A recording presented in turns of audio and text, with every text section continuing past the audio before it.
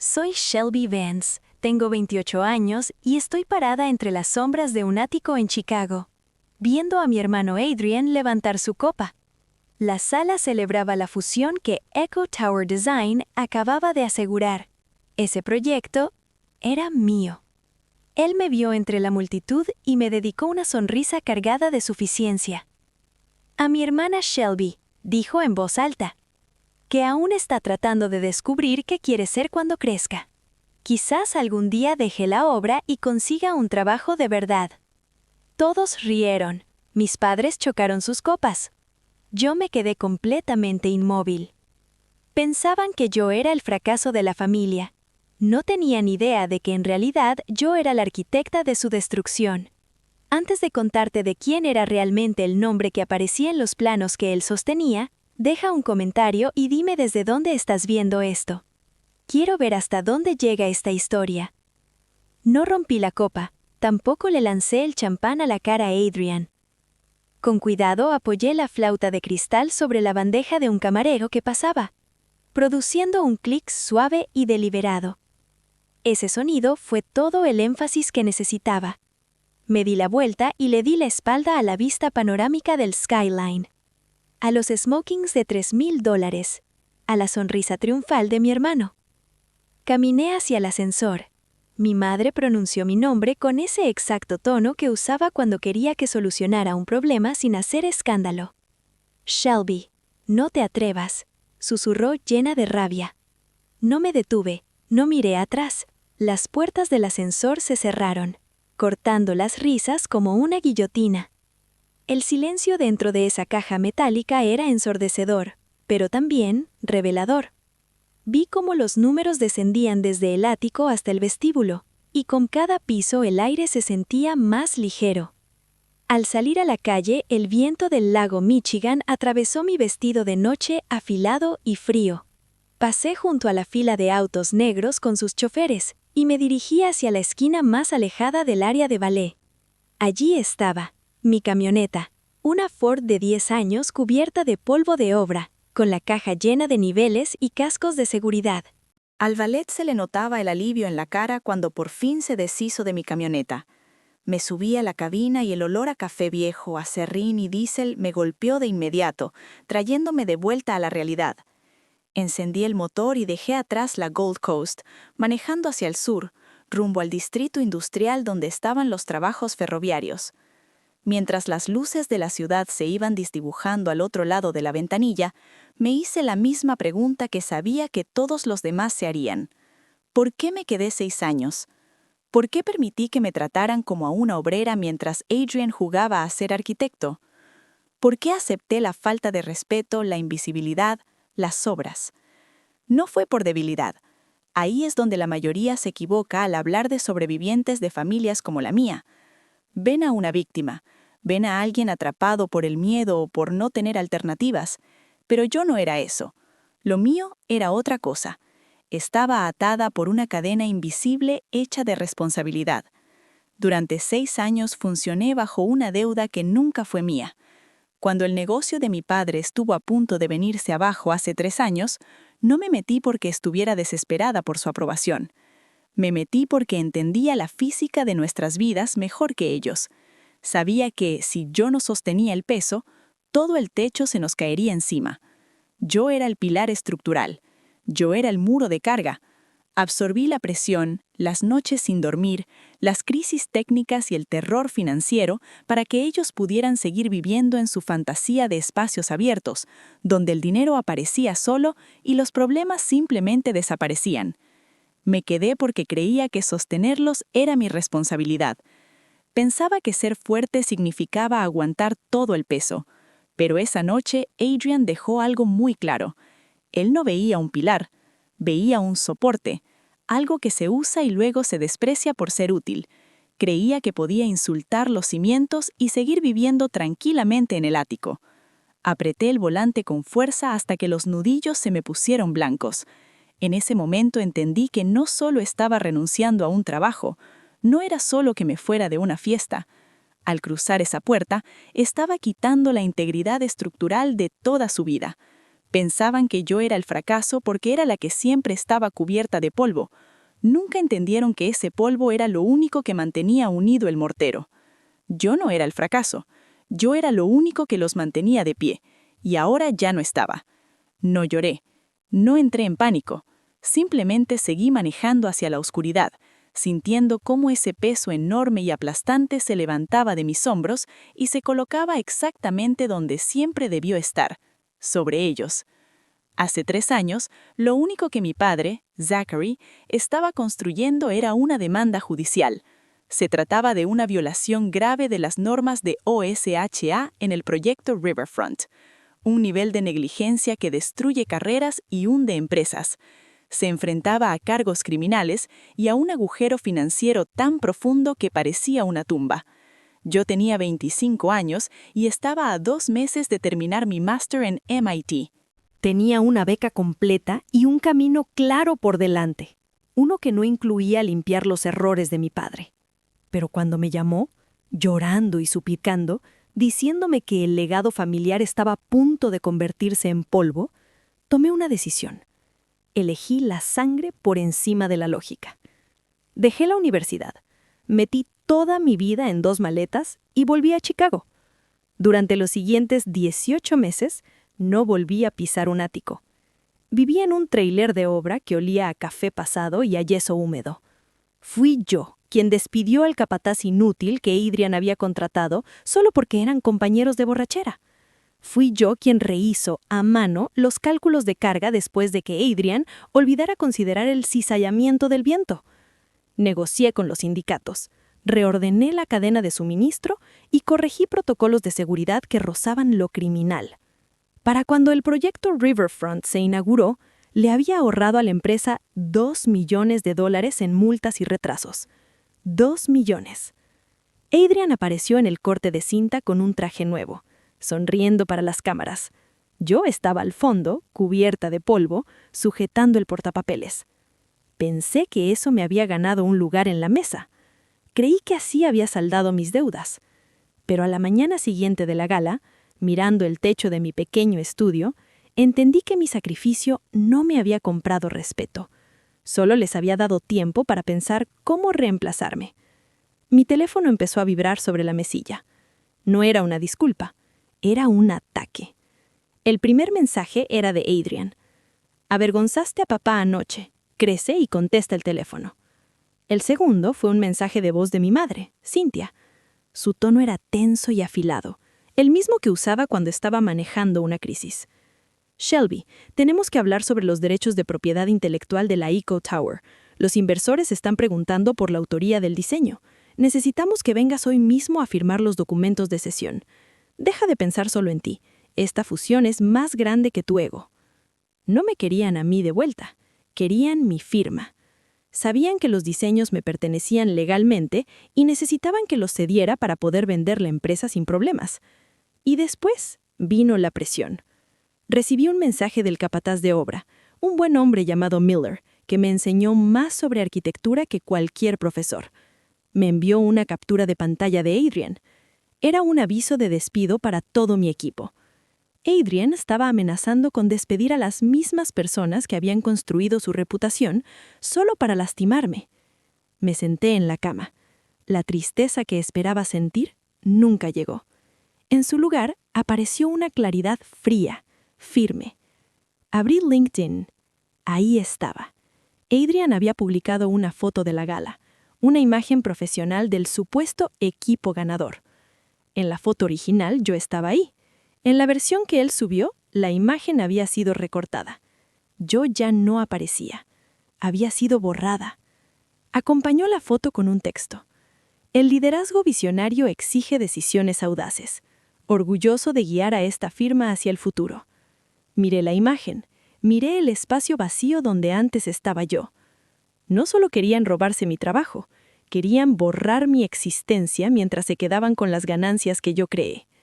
Pensaron que recortándome en una foto desaparecería. Olvidaron que yo había vertido los cimientos. Y cuando se quitan los cimientos, todo se viene abajo. No respondí los mensajes. No devolví la llamada de mi madre. Me levanté de la cama. Preparé una taza de café negro fuerte y caminé hasta mi mesa de dibujo. No necesitaba gritar, no necesitaba demostrar nada. Lo que necesitaba era un portafolio. No respondí a las amenazas, no entré en el juego de manipulación de Adrian. Traté su pánico y sus gritos como ruido de fondo en una obra en construcción, intenso, peligroso, pero irrelevante para el trabajo que tenía frente a mí. Era solo interferencia. Yo tenía mis propios planos que mantener firmes. Me puse mi único traje a medida, ese que había comprado para la defensa de mi máster antes de abandonar la universidad. Recogí el disco duro que contenía todos los metadatos, los archivos CAD originales y los cálculos manuscritos de hacía 3 años. Cada archivo, cada número, cada línea era evidencia de mi trabajo real. Los guardé cuidadosamente en mi portafolio y salí, conduciendo hacia el centro. Pasé frente a la Echo Tower sin mirarla demasiado y me dirigí al monolito de cristal que albergaba la única firma en Chicago capaz de intimidar a mi padre. Zoe era una leyenda viva en esta ciudad. Ella no construía simples edificios, ella cambiaba el skyline. Implacable y brillante, llevaba más de una década intentando comprar la empresa de mi padre solo para desmantelarla. Entré en su vestíbulo sin cita previa, segura de que la sorpresa era mi aliada. Le dije al asistente con voz firme: «Dile a Zoe que tengo los cálculos de cizallamiento del viento del proyecto Riverfront, y dile que están mal». 5 minutos después, estaba sentada en una oficina en esquina, con vistas impresionantes y una decoración que valía más que la casa de mis padres. Zoe no ofreció agua, no sonrió. Se sentó detrás de un escritorio que parecía una losa de hielo y esperó en silencio. La tensión era casi tangible, y yo la sentía sin miedo, solo concentración. No perdí tiempo con un currículum. Abrí mi portafolio y extendí los planos sobre el cristal. No los que Adrian había mostrado en la gala, sino los verdaderos, los que tenían las proporciones correctas de carga, todos fechados hacía 18 meses y con cada cálculo comprobado 1000 veces. Zoe se puso las gafas y siguió las líneas con un dedo perfectamente manicurado. Se detuvo en el análisis del núcleo estructural, frunciendo levemente el ceño. Miró la fecha, luego me miró a mí. Adrián presentó una revisión a la ciudad la semana pasada. Dijo con voz fría y controlada. Redujo el refuerzo de acero en un 20% para recortar costos. Lo sé, respondí con calma. ¿Por eso estoy aquí? Si lo construyen a su manera, el par de torsión de un vendaval invernal romperá la columna vertebral del edificio en 3 años. Zoe se recostó lentamente en la silla y se quitó las gafas, como evaluando si yo era capaz de manejar la responsabilidad que estaba en sus manos. «Eres tú», dijo en voz baja, casi reverente. «Tú fuiste quien corrigió la pendiente del terreno en el sitio Meridian. Tú renegociaste los contratos de acero». No era una pregunta, era una constatación. «Soy yo», respondí, firme. «¿Por qué?», preguntó. «¿Por qué te quedaste? ¿Por qué permitiste que te pagaran como capataz por el trabajo de una socia?». Empecé a darle la respuesta de siempre, hablando de lealtad y deber familiar, pero Zoe me interrumpió antes de que pudiera completarla. Se inclinó hacia adelante, con la mirada afilada y penetrante. «¿Sabes qué es la fijación funcional, Shelby?». Negué con la cabeza, intrigada y un poco en guardia, sabiendo que lo que vendría sería importante. «Es un sesgo cognitivo», dijo Zoe. «Si usas un martillo para clavar clavos todos los días durante 10 años, tu cerebro deja de verlo como un objeto de metal y madera. Solo ve un martillo. Literalmente no puede concebir que ese martillo pueda servir como pisapapeles, tope de puerta o arma. Tu familia sufría de eso», continuó Zoe. «Te veían con casco, cubierta de polvo, arreglando sus errores. Se fijaron funcionalmente en tu utilidad como obrera. No podían verte como arquitecta porque estaban enganchados a tu rol de solucionadora. Confundieron precio con valor. Pensaron que porque eras barata, valías menos. No se dieron cuenta de que eras el activo más caro que tenían. Golpeó suavemente los planos con la punta de los dedos. No lo robaron porque sean malvos, aunque lo son. Lo robaron porque de verdad creen que te pertenecen. Piensan que eres el martillo. Era la primera vez que alguien explicaba mi vida sin usar la palabra amor para justificar el abuso.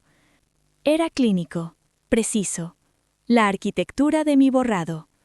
No soy un martillo, dije, con voz firme. No. Sonrió Zoe, y era una sonrisa peligrosa, depredadora. Eres la arquitecta que me va a ayudar a enterrarlos. Estás contratada. Gerente senior de proyectos. El doble de tu salario actual. Y quiero los derechos de participación sobre estos diseños. Hecho. Respondí sin dudar. Salí de su oficina con una oferta de trabajo firmada con tinta fresca. Ya no temblada. Saqué el teléfono y vi 14 llamadas perdidas de Adrián. No lo bloqueé. Quería que pudiera localizarme cuando el suelo empezara a temblar. Las paredes de cristal de mi nueva oficina en la firma de Zoe ofrecían una vista clara del esqueleto de la ciudad. Podía ver grúas, vigas de acero y las arterias de tráfico que cortaban el centro. Llevaba 3 semanas trabajando allí. El salario era real, el respeto era real, pero no podía dejar de mirar el avance de la Echo Tower. Era una H en el fondo de mi mente, una anomalía estructural que no podía ignorar. Conocía a Adrian, sabía que era perezoso, pero también tacaño. La reducción del 20% del acero que Zoe había mencionado no dejaba de repetirse en mi cabeza. ¿Cómo había conseguido que eso se aprobara? Los inspectores municipales son estrictos. No puedes simplemente eliminar un soporte estructural sin una nueva validación de ingeniería, a menos que mientas. Era tarde, un martes por la noche. La oficina estaba en silencio, iluminada solo por la luz azul de los monitores. Abrí el portal del Departamento de Edificios de Chicago. Era un registro público. Cualquiera puede consultar un permiso si tiene el número de terreno. Lo introduje. El archivo cargó lentamente. structuralunder-schematics.pdf. Lo abrí. Hice zoom en los estratos de la cimentación. Mi corazón se saltó un latido. No era el diseño que yo había finalizado 6 meses atrás. Era un borrador temprano. Borrador 4. Lo recordaba con absoluta claridad.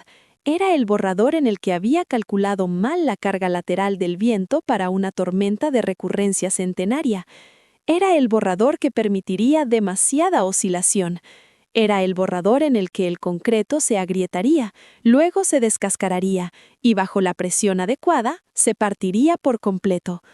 Había tirado ese borrador a la basura hacía un año y le había dejado muy claro a Adrian: esta versión mata gente. ¿Por qué había presentado ese?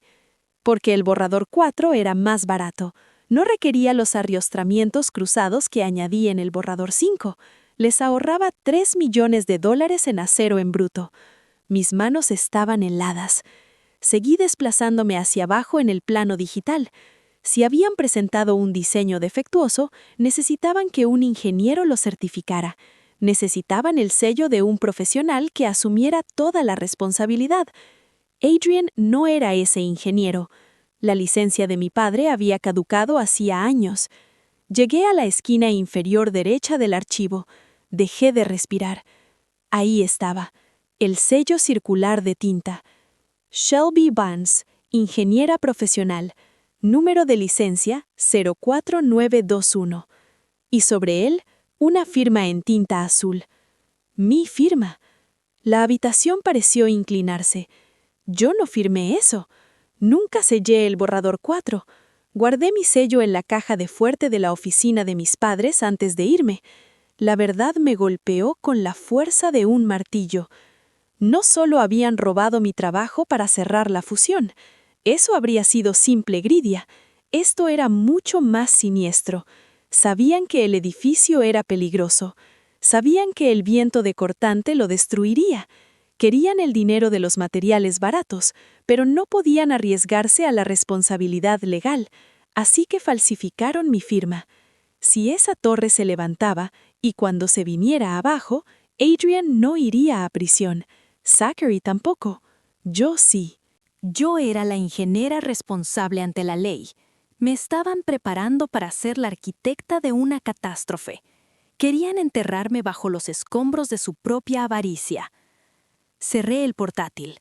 El miedo desapareció.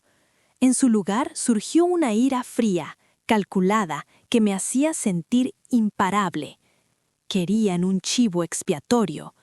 En cambio, acababan de darme la herramienta que necesitaba para exponerlos. El viento del Lake Michigan azotaba mientras me mantenía firme en la parte trasera de la carpa del evento, viendo a mi familia celebrar un proyecto construido sobre mentiras. Mi padre encantaba al alcalde, mi madre se pavoneaba frente a los inversores, y Adrian estaba en el podio, aferrando una pala dorada, vendiendo una fantasía que no les pertenecía. A mi lado, Zoe y el inspector Davis llevaban la verdad, documentos falsificados, informes de seguridad manipulados y pruebas de que Adrian había robado mi sello de ingeniería. Cuando avanzamos por el pasillo, el murmullo se convirtió en silencio. Adrian se burló de mí, pero su confianza se desmoronó cuando Davis anunció que la obra pasaba a ser una escena del crimen. Mostré el plano falsificado con mi nombre y la simulación que demostraba el colapso catastrófico de la torre. Los inversores huyeron, los agentes avanzaron, Adrian dejó caer la pala. Las auditorías posteriores revelaron una década de corrupción.